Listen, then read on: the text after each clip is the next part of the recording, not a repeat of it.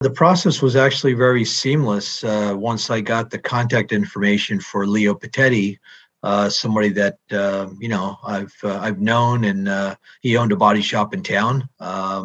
And there's a this very good relationship between his old business and Action Auto.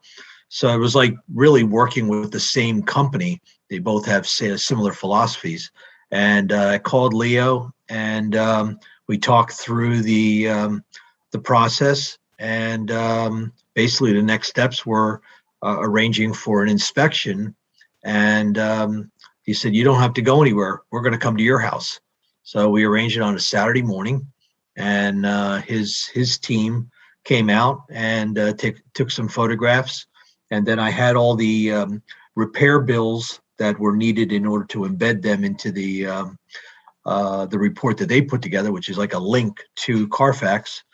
And the process just was executed like a plan. They knew exactly what they needed to do. I got out of the way.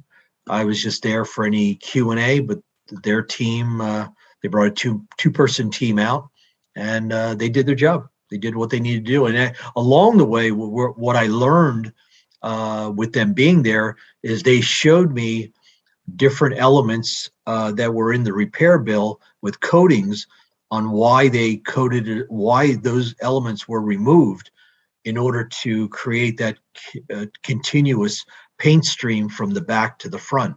So their folks were very, very familiar with the breakdown of the bill and why there were certain man hours charged to elements that were outside the repair window. You talk about an envelope. The collision was all in the back side, but there were panels removed as you work from back to front because of the paint.